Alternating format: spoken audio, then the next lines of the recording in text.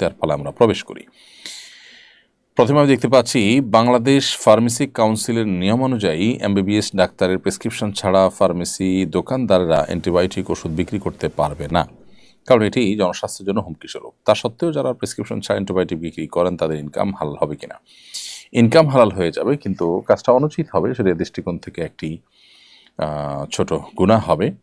কারণ আপনি যে কাজটি করছেন সেটি অনুমোদিত নয়, অথচ আপনি অনুমোদনের বাইরে কিছু করবেন না মর্মে সংকল্পবদ্ধ হয়েই আপনি ব্যবসা প্রতিষ্ঠান শুরু করেছেন। তাহলে আপনার কথা রক্ষা হল না, সেক্ষেত্রে শুধু ছোট গুনাহ নয়, কবিরা গুনার দিকেও যেতে পারে। আবার যদি এটি সত্যি কারো স্বাস্থ্যের জন্য হুমকির হয়, কারো বিপদের কারণ হয়, তাহলে সেটি আলাদা গুনাহের কারণ।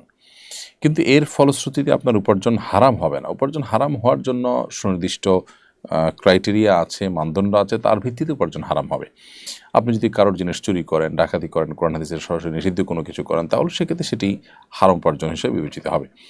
উপার্জন হালাল, কিন্তু এই হালাল উপার্জন করতে গিয়ে আপনি যদি রাষ্ট্রের কোনো আইন বা কোনো নিয়মকে লঙ্ঘন করেন, তো সে দৃষ্টিকোণ থেকে সেটাও নিষিদ্ধ। তবে সেটার নিষিদ্ধের যে মাত্রা, সেখানে হেরফের আছে। অর্থাৎ আল্লাহ সুবহানাহু ওয়া তাআলা সরাসরি নিষেধ করেছেন, সেই নিষেধাজ্ঞা অমান্য করা, আর রাষ্ট্র মানুষের কল্যাণে যে আইন করেছে, নিয়ম করেছে, যেটার সাথে কোরআন সুন্নাহর কোনো সংঘর্ষ নাই, সেটা লঙ্ঘন করা মাত্রা এক নয়।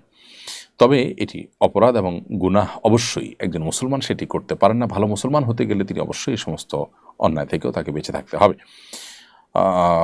এর একটা বিশেষ কারণ এটিও, যেটি বলছিলাম আমরা, যে একজন রোগী তার স্বাস্থ্যের জন্য এই ওষুধটি অনেক বেশি ক্ষতিকর হতে পারে, যেটা একজন ডাক্তার বা একজন চিকিৎসক আগপাছ বিবেচনা করে, পূর্বাপর বিশ্লেষণ করে, সার্বিক অবস্থার পর্যালোচনা করে তারপর তিনি প্রেসক্রিপশন লিখবেন, যেটা ডাক্তার না হলে সেটা সম্ভব নয়। অতএব মানুষের জন্য ক্ষতির কারণ হতে পারে এমন কোনো পদক্ষেপ করতে একজন ইমানদার সতর্ক থাকবেন।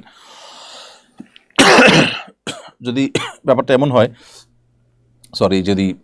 হয় যে কারোর তেমন কোনো ক্ষতির কারণ হবে না, আপনি জানেন, এবং সত্যি ক্ষতির কারণ হয়ও নাই, তাহলে সেক্ষেত্রে সেটি আপনার জন্য মানুষের ক্ষতি সাধন করবার গুনাহগার হবেন না আপনি তার ফলে।